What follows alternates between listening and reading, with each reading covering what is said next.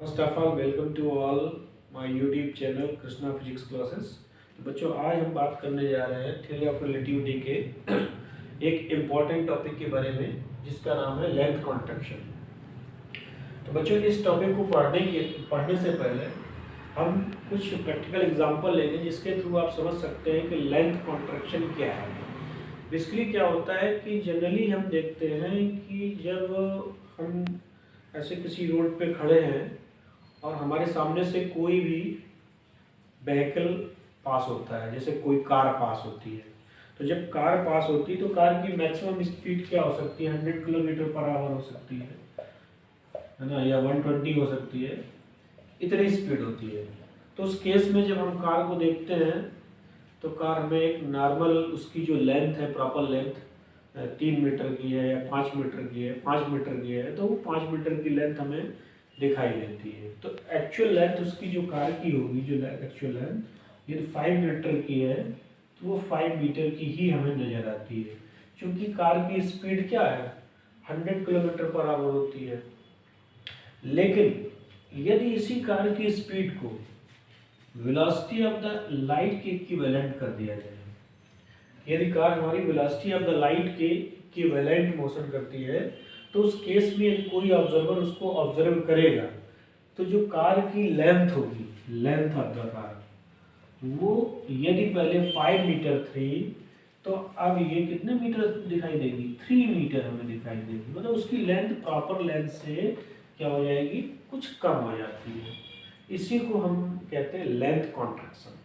मतलब classical physics में कहा गया है कि जो ऑब्जेक्ट जिस उसकी लेंथ जो है वो कभी भी डिक्रीज नहीं होती, लेंथ में कभी भी कोई कॉन्ट्रैक्शन नहीं होता है। क्लासिकल फिजिक्स हमारी कहती है यदि कोई रॉड है, suppose that we are having any rod, यदि ये रॉड 1 मीटर की है तो ये 1 मीटर की रहेगी, किसी भी फ्रेम में हो, इसमें कोई इफेक्ट नहीं होता है। लेकिन थ्योरी ऑफ रिलेटिविटी कहती है कि यदि हमारी 1 मीटर की रॉड है और एक रेस्ट फ्रेम है, तो रेस्ट फ्रेम में तो 1 मीटर की है, लेकिन इसी को रॉड को यदि मूविंग फ्रेम में ले जाते हैं और मूविंग फ्रेम की स्पीड यदि approximate is equal to velocity of the light के इक्वल हो जाए, तो ये जो रॉड की लेंथ है, एबी रॉड की लेंथ है, वो डिक्रीज हो जाती है। ये 1 मीटर से कम हो जाएगी, मतलब 0.5 मीटर के आसपास हो जाएगी। तो हम कह सकते हैं इसकी लेंथ क्या हो गई? पहले की कंपैरिजन में डिक्रीज हो गई।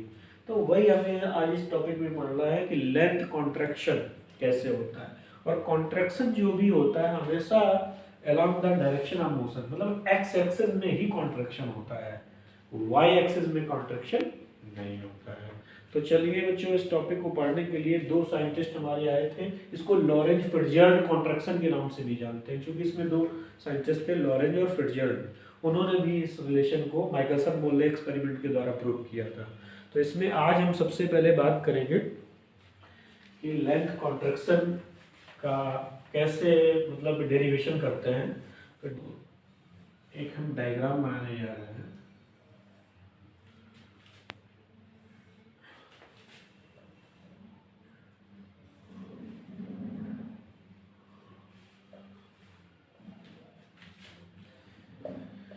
ये एक्स, इसको कंसिडर कर लो X dash, this is the Y dash, this is the Z dash, X Y Z, इसका ओरिजिन ओ और इसका ओ डैश। यहाँ पर एक कोई हम रॉड ले लेते हैं जिसकी प्रॉपर लेंथ क्या है? ये रॉड है, इसकी प्रॉपर लेंथ क्या है? एल नॉट है। ये प्रॉपर लेंथ है, एल नॉट है। रॉड हमारी क्या है? ए बी रॉड है, ठीक है ना। अब इसमें करना क्या है कि ये फ्रेम हमारा एस फ्रेम है और ये फ्रेम हमारा एस डैश है। तो फ्रेम एस डैश के लिए हम कोऑर्डिनेट x2 डैश हम कंसीडर कर लेते हैं। इस पॉइंट से इस पॉइंट तक के कोऑर्डिनेट x2 डैश है, और इस ए पॉइंट से ओरिजिन के कोऑर्डिनेट क्या हो जाएंगे? इसको हम बोल देंगे x1 डैश। ये आपका x1 डैश हो जाएगा, ठीक है ना। अब इसी तरीके से फ्रेम एस के लिए कोऑर्डिनेट्स क्या होंगे? तो इसको पूरे को इस ओरिजिन से और यहाँ तक की डिस्टेंस को हमने x2 कंसिडर किया है, ठीक। और इस पॉइंट से यहाँ से लेकर यहाँ तक का हमने क्या कंसिडर किया है, x1 कंसिडर किया है, दिस। ठीक। तो इस तरीके से अब इसमें करना क्या होता है कि इसमें ये कंसीडर करते हैं कि let us consider a frame of reference S and S dash is moving with constant velocity. या लिखना पड़ेगा let us consider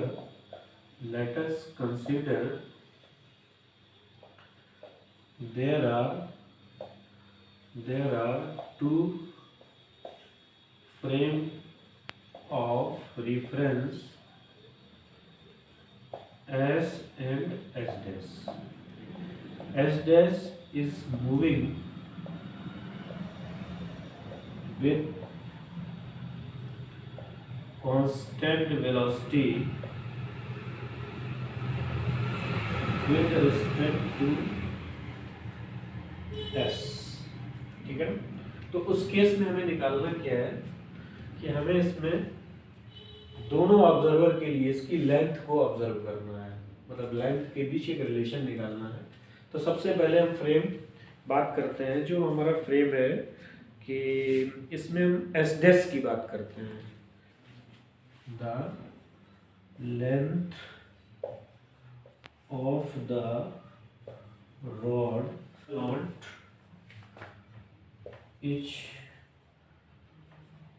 observed by the observer in moving frame S dash में सबसे पहले इसकी लेंथ को हम लिखेंगे तो L naught is equal to हो जाएगा, यहाँ से वैल्यू कितनी हो जाएगी, ये आपकी x2 है, x2 डैश है, ये x1 डैश है। तो ये जब निकालोगे, ये प्रॉपर लेंथ निकालोगे तो this minus this you will get this. तो L naught is equal to हो जाएगा x2 dash minus x1 dash. This is the equation number first हो जाएगा। क्लियर। अब length of the rod L measured by the observer stationary frame में निकालेंगे। Length of the rod observe by the observer in stationary frame लिखी निकालनी है। Length of the rod, length of the rod observed by the observer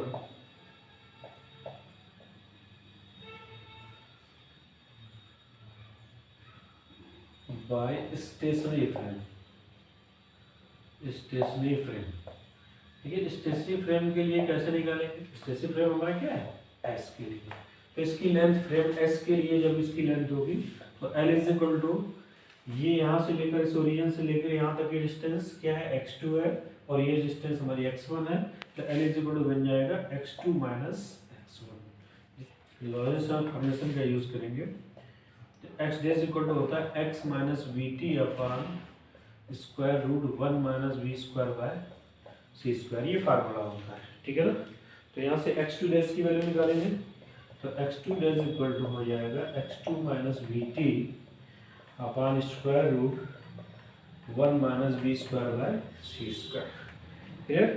इसी तरीके से x1 की value निकालेंगे तो x1 की वैल्यू कैसे निकालेंगे, यहाँ से x1 की वैल्यू निकालें x1 डैश की वैल्यू निकालें, x1 dash equal to x1 minus v t upon square root 1 minus v square by C square. ये x1 डैश की वैल्यू हो जाएगी। अब ये जो x1 x2 डैश की वैल्यू है वो हम क्या कर सकते हैं, इक्वेशन नंबर फर्स्ट में पुट कर सकते हैं। तो ये x1 डैश और x2 डैश की वैल्यू है, इसको हम क्या करेंगे बच्चों, इक्वेशन नंबर फर्स्ट में पुट कर देंगे। क्या मिलेगा, यहाँ से L naught is equal to x2 dash की वैल्यू क्या है, x2 minus v t upon square root 1 minus v square by C square. x2 dash हो गया माइनस x1 डैश की value minus x1 minus v t upon square root 1 minus v square by C square, ये value हो जाएगी। तो यहाँ से L not की वैल्यू निकालें 1 अपॉन स्क्वायर रूट कॉमन हो जाएगा 1 minus v square by C square, ये कॉमन हो जाएगा। और z देखिए क्या मिलेगा, रिजल्ट जो मिलेगा वो देखिए क्या मिलेगा। विदिन ब्रैकेट मिलेगा x2 minus bt minus x1 plus bt। तो यहाँ से देखिए bt कैंसिल हो गया। अब रिजल्ट क्या मिलेगा, इसके बाद जो रिजल्ट मिलेगा वो ये मिलेगा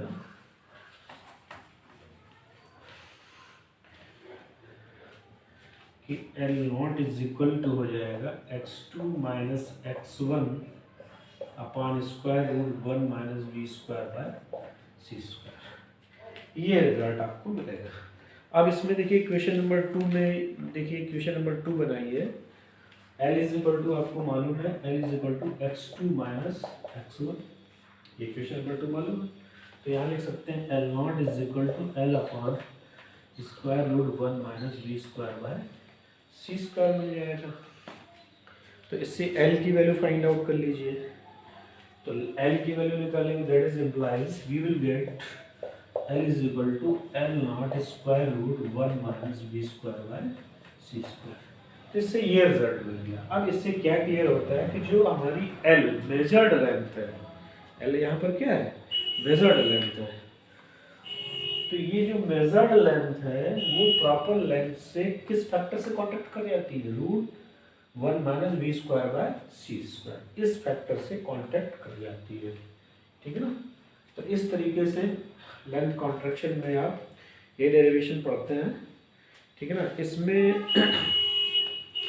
इसमें यदि ऑब्जेक्ट की velocity v is equal to C कर दिया जाए, if v is equal to C कर दिया जाए, तो यहाँ से क्या हो जाएगा, C square upon C square. तो इसकी वैल्यू क्या हो जाएगी, L जो हो जाएगी वो L0 इंटू और 1 माइनस 1 0। तो we will get proper length की वैल्यू क्या हो जाएगी, हमारी मेजर्ड लेंथ जो होगी वो उसकी 0 हो जाएगी। ठीक है। तो इस तरीके से ये पूरा डेरिवेशन आपका कंप्लीट होता है और इससे ये रिजल्ट निकलता है कि यदि कोई भी रॉड है यदि अलोंग द एक्स एक्सिस में मूव कर रही है तो कॉन्ट्रैक्शन जो होगा along the direction of motion, x axis में ही कॉन्ट्रैक्शन होगा, वाई एक्सिस में कॉन्ट्रैक्शन नहीं होगा। तो आज यहीं पर इस टॉपिक को कंप्लीट करते हैं बच्चों, और कोई क्वेरी हो तो आप जरूर कमेंट बॉक्स में लिखिएगा।